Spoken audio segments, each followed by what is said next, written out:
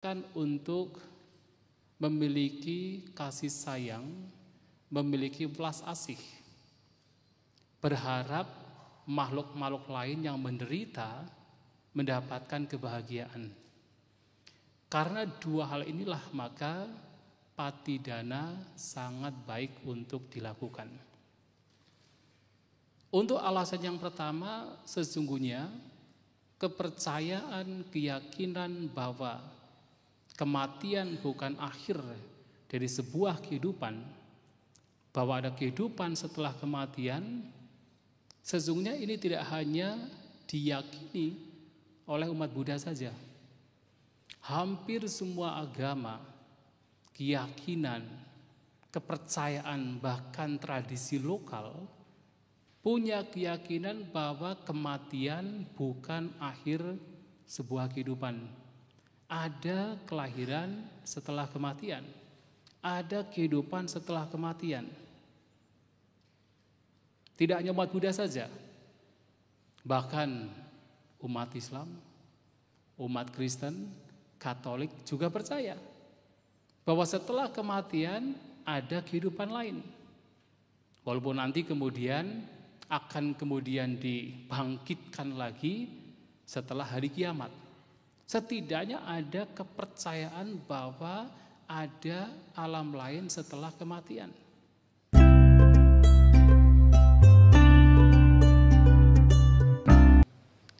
Bapak, Ibu, saudara-saudari sekalian, selamat pagi semuanya. Terpujilah Sang Buddha, Namo Buddhaya.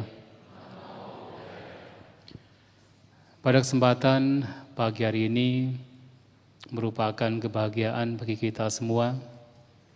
Tidak hanya pada pagi ini kita seperti minggu-minggu lainnya melakukan puja yang ditujukan untuk Buddha, Dhamma, dan Sangha.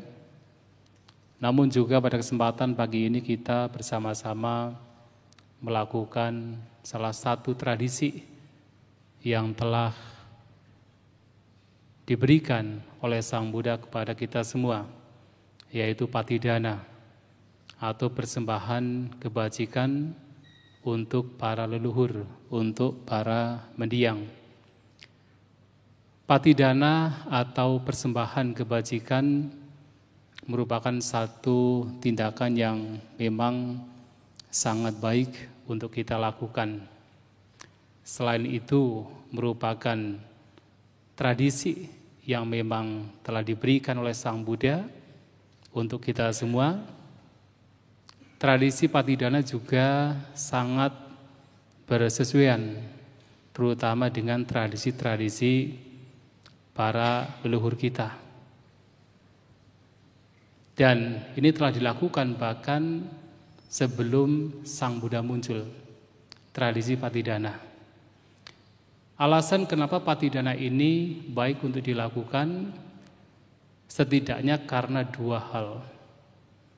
Yang pertama karena kita semua percaya, kita yakin bahwa setelah kematian itu bukan akhir dari kehidupan. Ada kehidupan setelah kematian. Ini yang pertama. Yang kedua, karena kita diajarkan untuk memiliki kasih sayang, memiliki belas asih, berharap makhluk-makhluk lain yang menderita mendapatkan kebahagiaan. Karena dua hal inilah maka patidana sangat baik untuk dilakukan. Untuk alasan yang pertama, sesungguhnya kepercayaan, keyakinan bahwa kematian bukan akhir dari sebuah kehidupan, bahwa ada kehidupan setelah kematian, sesungguhnya ini tidak hanya diyakini oleh umat Buddha saja. Hampir semua agama, keyakinan, kepercayaan, bahkan tradisi lokal punya keyakinan bahwa kematian bukan akhir sebuah kehidupan. Ada kelahiran setelah kematian, ada kehidupan setelah kematian. Tidak hanya umat Buddha saja, bahkan umat Islam, umat Kristen, Katolik juga percaya bahwa setelah kematian ada kehidupan lain. Walaupun nanti kemudian akan kemudian dibangkitkan lagi setelah hari kiamat. Setidaknya ada kepercayaan bahwa ada alam lain setelah kematian. Dan tidak hanya umat beragama, tetapi juga bahkan tradisi keyakinan yang lokal itu juga mereka percaya bahwa ada kehidupan setelah kematian. Dan dalam kehidupan setelah kematian, seseorang bisa mendapatkan penderitaan, bisa pula mendapatkan kebahagiaan. Nah, sehingga dari berbagai kepercayaan yang mirip, maka hampir semua kepercayaan termasuk agama, baik yang sudah populer maupun yang lokal, mereka memiliki caranya masing-masing untuk meyakinkan sanak keluarga yang telah meninggal setelah kematian mendapatkan kebahagiaan. Dan ini terjadi tidak hanya di agama Buddha, di masyarakat Buddhis.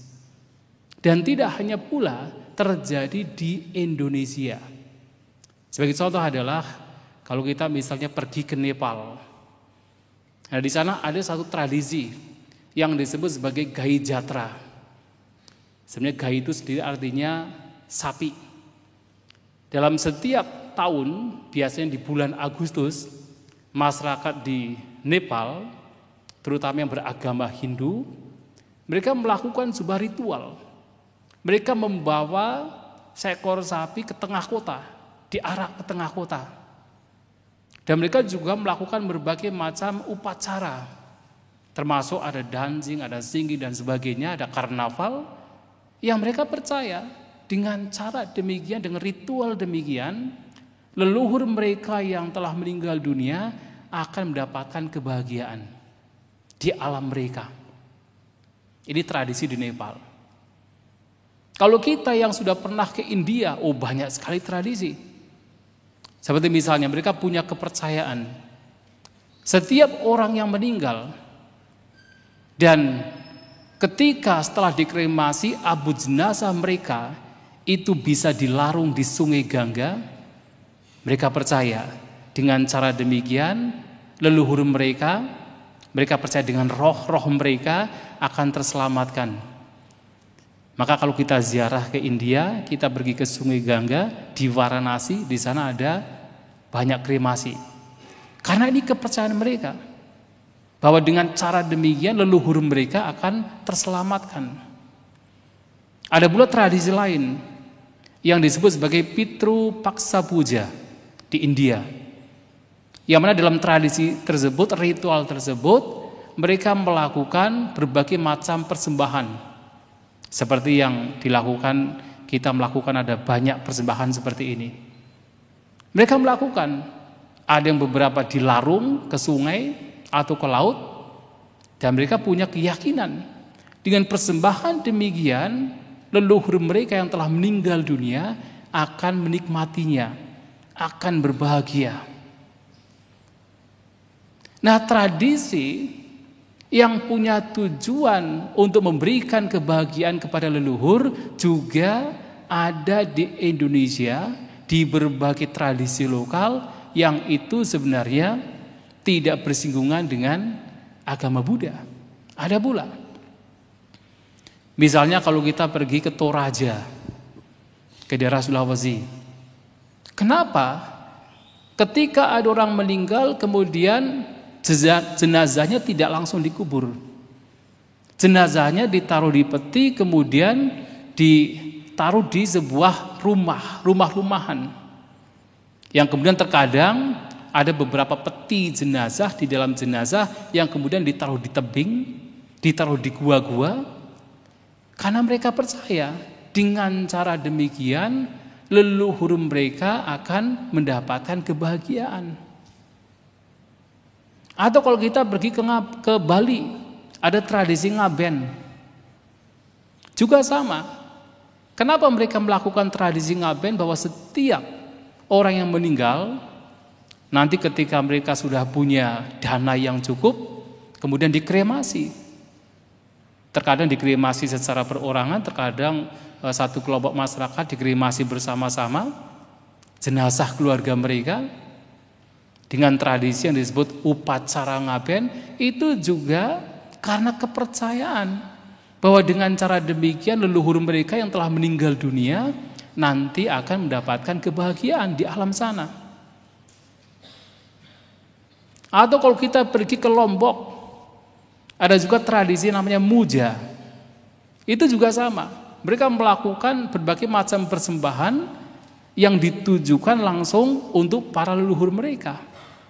Ada banyak tradisi yang dilakukan yang tujuannya adalah sama, agar keluarga mendiang yang telah tiada mereka mendapatkan kebahagiaan di alam mereka.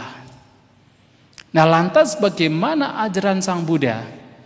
Nah, disinilah Sang Buddha mengajarkan patidana, bahwa patidana adalah cara agar leluhur, terutama leluhur kita yang terlahir di alam peta, mendapatkan keselamatan, mendapatkan kebahagiaan. Nah, dalam patidana ini Sang Buddha mengajarkan kepada kita, yang paling pertama adalah yang mutlak, faktor yang mutlak yang harus dimiliki. Tidak lain adalah kita melakukan kebajikan. Kita harus melakukan kebajikan.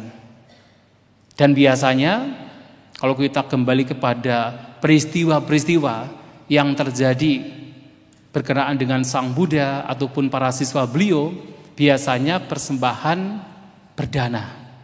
Kebajikan yang dilakukan adalah berdana.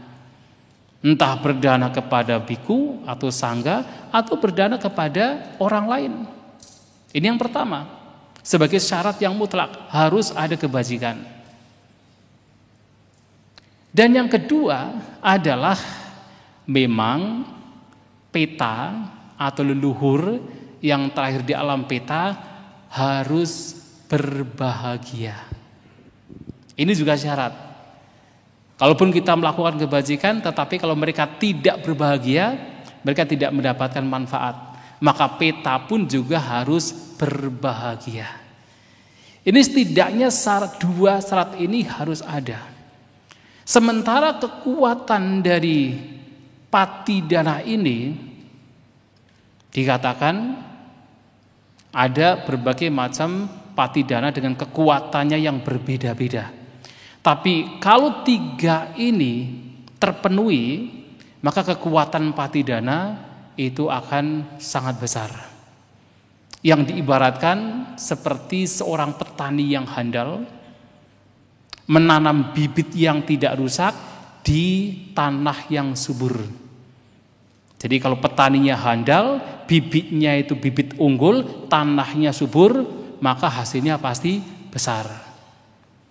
Tapi kalau walaupun bibitnya unggul, tanahnya subur, kalau petaninya tidak handal, tidak memberikan manfaat yang besar.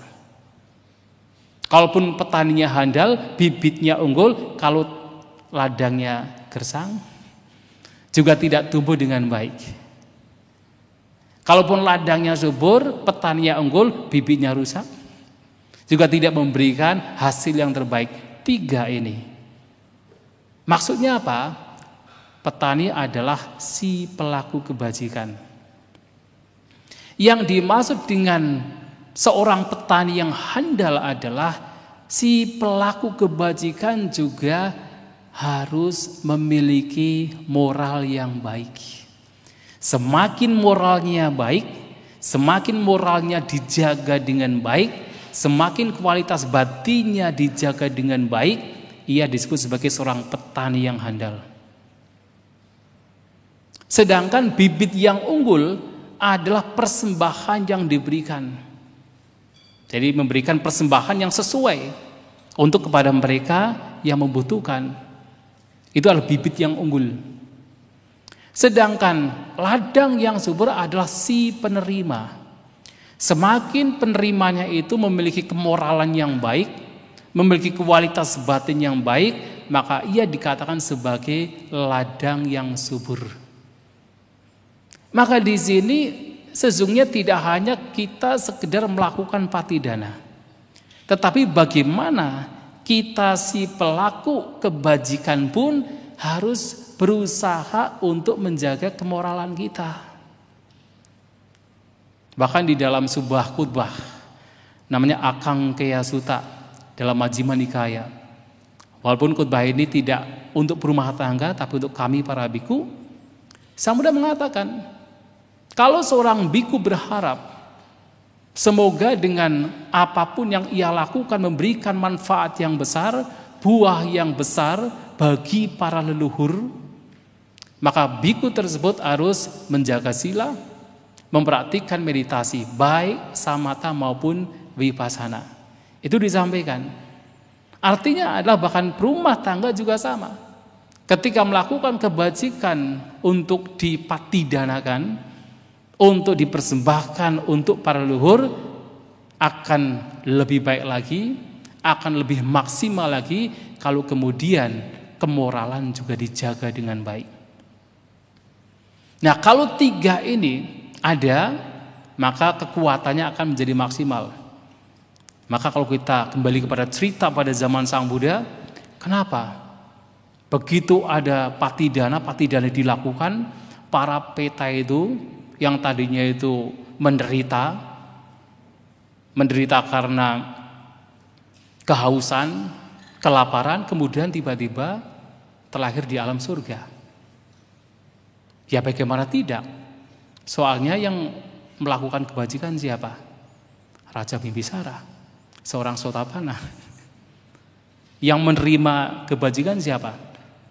Sang Buddha, para siswa beliau, Arahanta.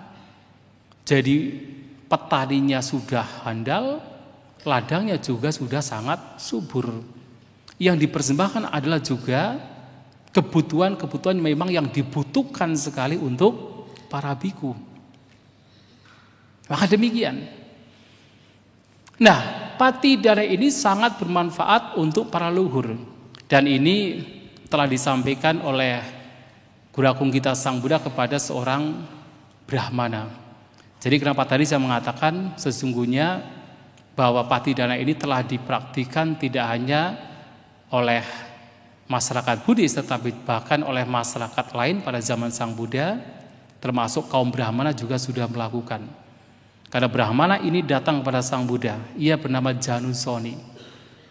Ia bertanya kepada Sang Buddha, kami para Brahmana selalu melakukan persembahan untuk para leluhur. Danang dema sadang karoma. Danang dema artinya memberikan dan memberikan persembahan berdana. Sadang karoma, melakukan sesajian. Apakah yang kami lakukan ini akan bermanfaat untuk para leluhur kami, sanak keluarga kami yang telah tiada? Apa jawaban Sang Buddha? Sang Buddha mengatakan, seumpama ada seseorang yang dalam kehidupannya selalu melakukan kejahatan.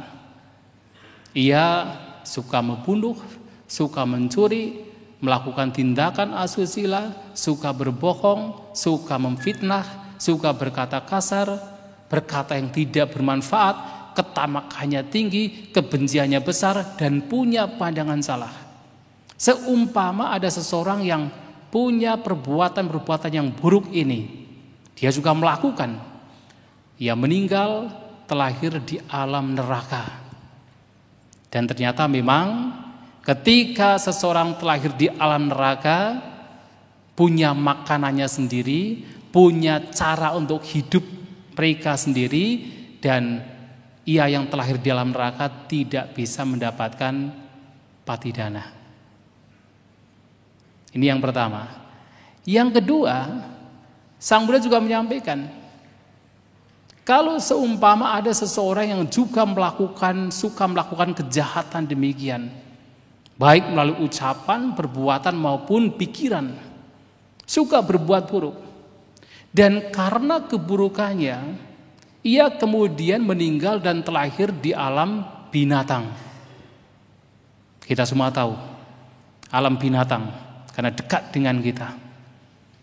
Dan ternyata kita pun juga paham mereka punya makanannya sendiri. Dan mereka yang telah di alam binatang tidak akan mendapatkan patidana, persembahan kebajikan kita, tidak bisa. Ini yang kedua. Yang ketiga, seumpama ada seseorang yang dalam kehidupannya suka melakukan kebaikan, ia menghindari pembunuhan, pencurian, tindakan asusila, ia menjaga ucapannya dengan baik, tidak berbohong, tidak memecah belah, tidak berkata kasar, tidak berkata yang tidak bermanfaat. Ia juga menjaga pikirannya dengan baik, tidak tamak, tidak penuh dengan kebencian, dan dia memiliki pandangan yang benar. Kalau kemudian dia meninggal, terlahir di alam surga, di alam kedewaan. Ternyata orang demikian juga tidak mendapatkan patidana yang dilakukan. Kalau kemudian dengan kebajikan demikian seseorang terlahir di alam manusia, patidana juga tidak akan diperoleh. Tetapi seandainya ada seseorang yang karena kejahatannya, karena dia suka melakukan kejahatan, yang tadi disebutkan, suka membunuh, suka mencuri, suka melakukan tindakan asusila, ucapannya tidak dijaga, pikirannya juga tidak dijaga. Setelah meninggal dunia, ternyata ia dilahirkan di alam peta. Apa itu alam peta? Adalah alam hantu gentayangan. Jadi peta itu adalah hantu gentayangan, ya. Karena nggak ada terjemahan yang lain. Dan ternyata ketika seseorang dengan kejahatan demikian dan terlahir di alam peta, ia akan mendapatkan patidana, persembahan kebajikan yang dilakukan oleh sanak keluarganya, akan mendapatkan. Maka sesungguhnya patidana yang kita lakukan adalah ditujukan untuk mereka, agar mereka ketika kita melakukan kebaikan dan mereka ikut berbahagia, mengetahui kebaikan kita dan ikut berbahagia, itulah yang kemudian akan membantu mereka untuk terbebas dari penderitaan karena di alam peta yang tadi telah disampaikan. Di sana tidak ada jual beli, di sana tidak ada pertanian, di sana tidak ada perdagangan. Dan di alam peta, di banyak khutbah yang disampaikan Sang Buddha oleh Bhante Mahamoggallana, terdapat banyak penderitaan di mana biasanya mereka akan mengalami kehausan yang sangat parah, kelaparan, dan mereka tidak mendapatkan makanan, tidak mendapatkan air. Jadi kehausan ataupun kelaparan mereka sangat menderita dan harus kemudian mengalami penderitaan yang tidak sedikit dan tidak pendek. Bisa mereka itu berumur yang sangat panjang, bisa berkalpa-kalpa. Mereka berada di alam peta dan sangat menderita. Dan ketika mereka ikut berbahagia dengan kebajikan yang dilakukan oleh sanak keluarga yang ditujukan untuk mereka, dan itulah yang kemudian akan membuat mereka, mengantarkan mereka terlahir di alam yang lebih baik, terbebas dari penderitaan karena di alam peta tersebut. Kemudian Brahmana Janaswani bertanya, tapi Bante, kalau misalnya ternyata sanak keluarga kita tidak terlahir di alam peta, apakah patidana yang kita lakukan ini masih bermanfaat? Apa yang disampaikan Sang Buddha? Beliau mengatakan, kalaupun seandainya sanak keluarga yang saat ini dalam kehidupan sekarang itu tidak terlahir di alam peta, mungkin sudah terlahir di alam surga misalnya. Ada makhluk-makhluk peta yang punya hubungan karma dengan kita di kehidupan yang lampau, yang akan menikmati pati dana yang kita lakukan. Jadi ini berguna tidak hanya untuk sanak keluarga yang sekarang, tapi juga berguna untuk sanak keluarga dalam kehidupan yang lampau. Itulah kenapa ketika kita melakukan pati dana tidak hanya untuk mendiang orang tua kita yang sekarang, untuk mungkin anak yang telah meninggal dalam kehidupan sekarang, untuk kerabat kita dalam kehidupan sekarang, tetapi untuk makhluk-makhluk yang punya hubungan karma dengan kita, termasuk dalam kehidupan yang lampau, mereka juga akan menikmati. Kalau kita kembali kepada cerita awal mula, pati dana ini direkomendasikan oleh Sang Buddha kepada Raja Bimbisara. Ternyata yang menikmati persembahan kebajikan yang dilakukan oleh Raja Bimbisara ternyata bukan makhluk peta dalam kehidupan sekarang, tapi adalah kerabat Raja Bimbisara yang sudah sangat jauh dalam kehidupan yang sudah sangat lama di kehidupan yang lampau, yang dikatakan Raja Bimbisara ini punya kerabat pada zaman Buddha Busa sudah 92 kalpa yang lampau, yang ternyata itu yang menikmati, mereka yang menikmati ketika Raja Bimbisara melakukan pati dana. Tidak hanya kerabat dalam kehidupan sekarang, dalam kehidupan yang lampau. Dan itu sudah terjadi 92 kalpa yang lampau, sudah sangat lama. Ketika ada seorang Buddha bernama Buddha Busa. Dan ini juga terjadi pada beberapa biku, termasuk adalah Bante Sariputta. Mungkin Bapak Ibu pernah mendengar sebuah kisah Bante Sariputta didatangi oleh sesosok peti. Peti adalah peta perempuan. Jadi kalau yang pria namanya peta, kalau yang perempuan namanya peti, ya. Jadi kalau nanti Anda melihat ada yang pakaian putih-putih malam hari di atas pohon, itu namanya apa? Peti ya, ada peti gitu ya. Bante Sariputta pernah didatangi oleh seorang peti, dan ceritanya peti ini adalah dulunya zaman itu dia terlahir sebagai seorang manusia, tetapi dia itu tidak suka berdana. Padahal suaminya itu suka berdana, tapi istrinya ini tidak suka berdana. Bahkan ketika makanan sudah dipersiapkan oleh suaminya untuk kemudian diminta untuk didanakan kepada para biku, wanita ini tidak mau. Makanan itu kemudian dimakan sendiri. Ada tidak di sini ya? Dimakan sendiri. Begitu para bantenya datang, malah dia mengumpat-umpat dengan kata-kata yang kasar. Udahlah, kamu pulang, minum air kencingmu, makan otak ibumu, dengan kata-kata kasar. Dan dia meninggal terlahir sebagai peti. Tapi beruntung, karena begitu dia lahir sebagai peti malahan punya kekuatan. Dia ingat bahwa di kehidupan yang kelima sebelum ini dia pernah menjadi ibunda Bante Sariputta. Nah, ini keberuntungan. Terlahir sebagai manusia malah nggak punya ingatan ya tentang kehidupan yang lampau, ini punya ingatan. Maka dia berpikir satu-satunya jalan minta bantuan dari Bante Sariputta supaya dia bisa terbebas dari alam peti sebagai peti. Dia mendatangi wihara di mana Bante Sariputta itu berada. Tapi begitu masuk wihara ditahan oleh para dewa yang menjadi penunggu penjaga wihara tersebut.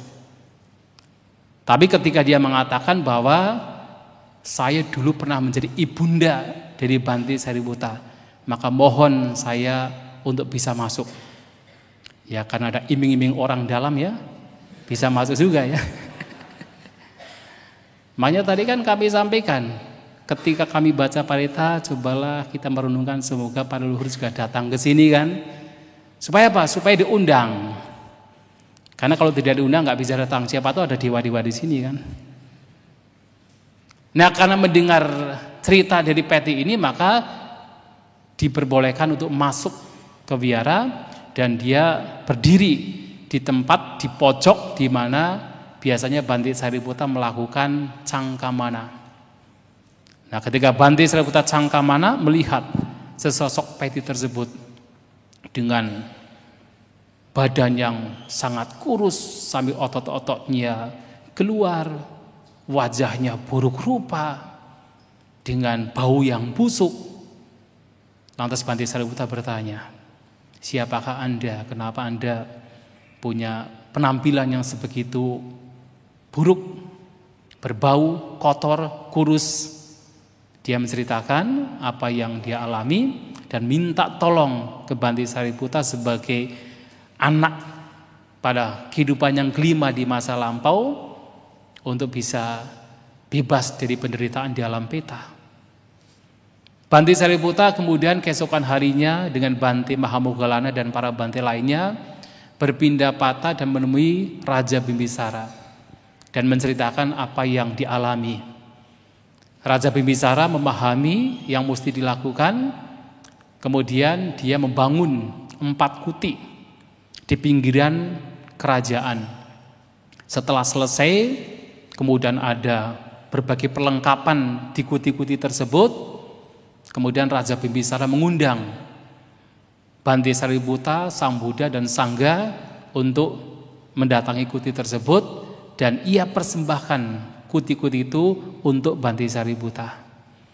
Dan Bante Sariputa kemudian mempersembahkan untuk para biku Sangga dari 4 arah dan dilimpahkan kebajikannya untuk Peti tersebut. Nah, Peti yang mengetahui apa yang dilakukan Bante Sariputa berbahagia dan dia terlahir di alam surga. Jadi terkadang walaupun terlahir di alam Peti tidak harus lama, kadang-kadang beberapa hari saja. Kalau beruntung. Beruntungnya adalah apa?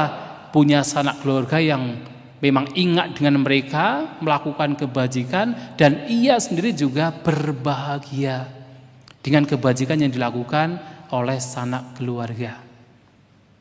Makanya sekarang pun juga ketika ada orang melakukan kebajikan, berbahagialah untuk melatih. Siapa tahu nanti jadi peta, ya kan? Kalau sekarang kalau ada orang-orang melakukan kebajikan tidak ikut berbahagia, bisa juga ketika jadi peta nggak bisa bahagia. Makanya kemarin saya berbincang dengan Bante Dhammadhiro. Ini kadang-kadang ya umat Buddha juga aneh. Kalau ada orang berbuat kebaikan di wihara, bikin kuti, ada namanya, si A, si B, bukannya ikut sadhu, tapi nyinyir. Allah berbuat kebaikan untuk nama doang, untuk popularitas. Itu salah.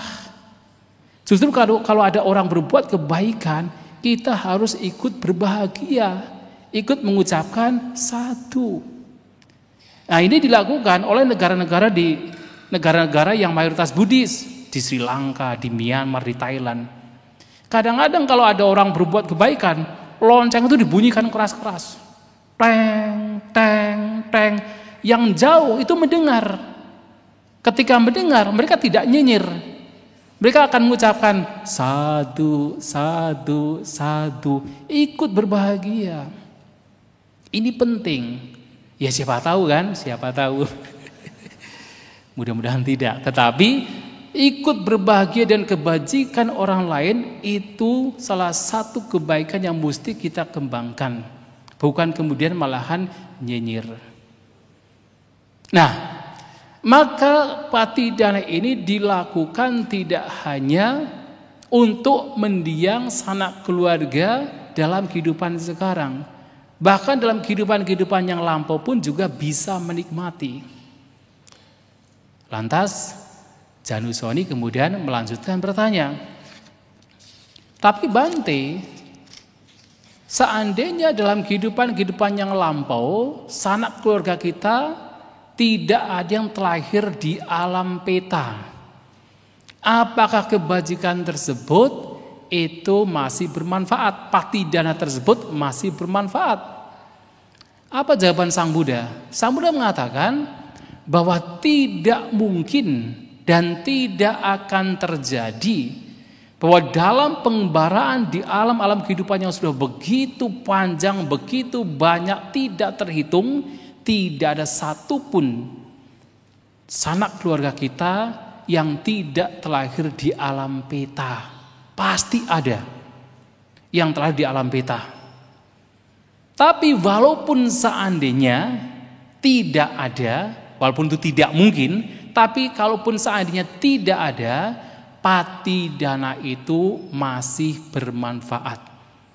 Bermanfaat untuk siapa? Untuk diri sendiri. Kenapa? Karena patidana syaratnya adalah kebajikan. Syaratnya adalah kita berdana, melakukan persembahan, melakukan kebajikan. Dan itu bermanfaat untuk yang pertama adalah diri kita sendiri. Maka masih dianjurkan. Bahkan Sang Buddha menyampaikan, seandainya ada seseorang yang dalam kehidupan sehari-hari masih melakukan kejahatan, dia masih suka membunuh, masih suka mencuri, masih suka melakukan tindakan asusila, tidak menjaga ucapannya, masih tamak, masih penuh kebencian, kalau dia suka melakukan berdana, mungkin dia kemudian terlahir sebagai seekor binatang. Kan Anda pernah kan melihat ada seekor binatang yang secara material itu terkadang lebih makmur, lebih sejahtera daripada kita. Pernah lihat ya? Anjing kan kadang-kadang kan yang setiap minggu dibawa ke salon, dibersihkan dengan sampo yang mahal, tempat tidurnya juga mewah, ada ya? Seekor kucing juga sama ada ya? Kucingnya Pak Prabowo. Oh, itu lebih makmur daripada kita. Kita nggak semakmur dia. Dan ternyata Sang Buddha mengatakan, kalaupun seandainya ada orang yang melakukan kejahatan tapi dia masih suka berdana dan terlahir sebagai seekor binatang, dia masih mendapatkan cukup makanan. Kadang lebih makmur dari kita. Dan kalau kemudian ternyata orang tersebut meninggal terlahir sebagai manusia, dia akan lebih makmur daripada yang lain. Dan kalau orang tersebut kemudian terlahir sebagai makhluk kedewaan, makhluk surgawi, menjadi dewa, dan ia masih lebih bersinar, lebih bahagia, lebih makmur, sejahtera dari para dewa lainnya. Kalau orang suka berdana, termasuk melakukan patidana, maka patidana ini seandainya walaupun tidak mungkin, tidak akan pernah terjadi, tidak ada sanak keluarga kita yang dulu pernah terlahir sebagai peta, tetap saja bermanfaat untuk kita sendiri. Karena sekali lagi patidana harus, ini secara mutlak harus dilakukan dengan cara seseorang melakukan kebajikan. Kebajikan pasti akan kembali kepada kita. Bapak Ibu saudara-saudari sekalian, tadi saya menyampaikan bahwa patidana ini juga didasari. Kenapa kita melakukan? Karena didasari oleh welas asih kita, didasari oleh kasih sayang kita, didasari oleh pengharapan agar mereka yang menderita dapat terlahir di alam yang bahagia. Dan atas dasar inilah kemudian kita melakukan patidana. Dan kita tahu bahwasanya kita sebagai manusia, kita terlahir sebagai manusia merupakan kelahiran yang sangat beruntung. Dulabo manusia padilabo. Kelahiran sebagai manusia adalah sesuatu yang sulit untuk kita peroleh. Karena begitu seseorang itu terlahir di alam yang menderita atau alam apaya, mereka akan mendapatkan berbagai macam penderitaan yang tidak bisa kita bayangkan. Kita pernah melihat seekor binatang misalnya, cacing, yang kemudian dikeroyok oleh banyak semut. Apakah mereka tidak menderita? Menderita tidak? Sangat menderita. Mungkin kita melihat sebagai biasa, tetapi kita bisa membayangkan kalau kita sendiri, tubuh kita dicabik-cabik. Kita masih hidup, tubuh kita dicabik-cabik seperti seekor cacing yang dikeroyok oleh semut, betapa menderitanya. Itulah kelahiran sebagai binatang. Kita juga pernah melihat seekor elang yang kemudian memakan burung selagi masih hidup, dicabik-cabik dan tidak berdaya. Betapa menderitanya mereka. Belum lagi kemudian kalau terlahir di alam neraka, penderitaan yang begitu besar yang tidak bisa kita bayangkan. Terlahir sebagai peta tadi telah disebutkan penderitaan yang luar biasa. Mereka harus kehausan, harus kelaparan, kurus kering, tidak ada makan, tidak ada minum. Menderita sekali, terlahir di alam penderitaan. Terlahir sebagai seekor sapi. Secara umum kalau sapi pasti biasanya disembelih. Itu sejak zaman dulu. Entah kenapa. Sampai Sang Buddha mengatakan, kalau kita mengumpulkan darah kita, ketika kita di masa lampau, kehidupan yang lampau yang tidak terhitung, pernah terlahir sebagai seekor sapi dan mati karena disembelih, maka darah kita masing-masing orang itu melebihi air yang ada di 4 samudra. Berarti apa? Kita pun juga pernah mengalami penderitaan yang hebat di berbagai kehidupan yang lampau. Nah, melihat hal seperti ini, itulah kenapa patidana dilakukan untuk supaya mereka yang menderita dapat terbebas dari penderitaannya. Tetapi ada hal yang lebih penting lagi yang juga mesti kita lakukan, adalah bagaimana kita mengarahkan, mengajak, mendorong orang-orang di sekitar kita, keluarga kita, kerabat kita yang masih hidup untuk melakukan kebaikan, untuk mengarahkan jalannya ke jalan kebenaran. Ini yang lebih penting. Kenapa? Patidana itu kan kalau kita bisa mengumpamakan, itu seperti seseorang yang membantu kepada orang yang sudah kena musibah, ya kan? Tetapi yang lebih penting lagi adalah bagaimana kita mencoba untuk mencegah sebelum musibah itu datang. Patidana juga bisa diumpamakan seperti kita itu menyediakan payung ketika hujan sudah turun. Tetapi bagaimana yang terpenting lagi adalah kita sedia payung bahkan sebelum hujan turun. Artinya apa? Terhadap keluarga kita, kalau kita punya welas asih, punya kasih sayang terhadap orang tua kita yang masih hidup, terhadap suami, istri, anak, kerabat, teman yang masih hidup, sebelum mereka meninggal, kita mengupayakan, mari kita mengarahkan jalan hidup kita untuk melakukan kebenaran sesuai dengan dhamma. Karena apa? Kalau nanti terlahir meninggal telah di alam menderita, itu sangat menderita. Iya, kalau kemudian kita patidana, mereka ikut berbahagia, ya kan? Karena syaratnya juga harus berbahagia. Kalau tidak, kasihan. Maka selagi orang tua kita masih hidup, tidak hanya menyediakan mereka apa yang mereka butuhkan, juga sebagai kewajiban anak terhadap orang tua, tetapi bagaimana juga mengajak orang tua untuk memiliki keyakinan. Ajaklah orang tua ke wihara. Ajaklah orang tua untuk belajar dhamma. Untuk apa? Supaya keyakinan tumbuh. Kalau orang tua masih suka melakukan tindakan yang buruk, bukan anak kemudian mencela, tetapi tugas anak adalah mengupayakan agar orang tua memiliki kemoralan yang baik. Mengajak orang tua untuk menghindari pembunuhan.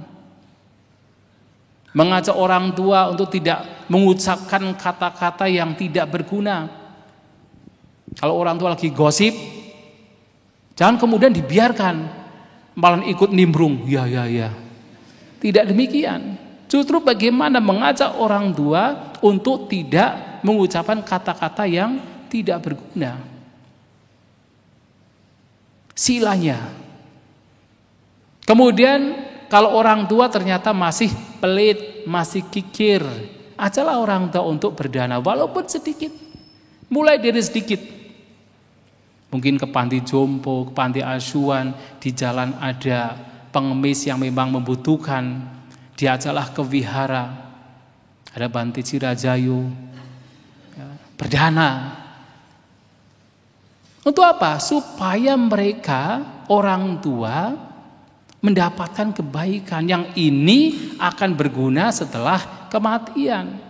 Sedia payung sebelum hujan itu lebih penting. Orang tua yang masih punya pemahaman yang salah, pandangannya masih salah, anak punya tugas untuk mengajarkan orang tua agar pandangannya benar, pandangannya lurus, sesuai dengan dhamma, pelan-pelan. Nah, tugas kita terhadap orang yang masih hidup inilah yang sesungguhnya jauh lebih penting. Walaupun kemudian patidana juga penting, harus dilakukan, tetapi justru ketika orang tua kita masih hidup, sanak keluarga kita masih hidup, itulah kesempatan yang terlihat oleh mata, yang kita bisa face to face, bertatap muka, langsung kepada mereka. Mari, ayo kita melakukan kebaikan. Itu yang lebih penting. Dan ini bermanfaat tidak hanya dalam kehidupan sekarang untuk mereka, tapi juga bermanfaat untuk kehidupan mendatang dalam banyak kehidupan. Oleh sebab itu, Bapak Ibu Saudara-saudari sekalian, cinta kasih kita, welas asih kita yang kemudian kita berikan kepada sanak keluarga kita tidak hanya ketika sanak keluarga telah tiada, tetapi ketika mereka masih hidup, itulah juga kesempatan yang mesti kita lakukan. Selagi mereka masih hidup, kita melakukan yang terbaik untuk mereka, mengajak mereka untuk memiliki keyakinan yang benar, untuk menjaga kemoralannya, untuk kemudian memiliki kedermawanan, untuk kemudian memiliki pemahaman yang benar, pandangan yang benar, kebijaksanaan. Itu juga sesuatu yang sesungguhnya jauh lebih penting. Itulah Bapak Ibu Saudara-saudari sekalian, pada kesempatan pagi hari ini kita kembali merenungkan dhamma untuk kemudian kita implementasikan ke dalam kehidupan sehari-hari. Semoga apa yang telah disampaikan memberikan hal yang baik, menjadikan inspirasi yang baik, sehingga bisa dipraktikkan dalam kehidupan sehari-hari. Semoga kita semua bertumbuh dalam dhamma, semoga kita semua berbahagia dalam dhamma. Sabisata bhavantu sukhitata, semoga semua makhluk berbahagia.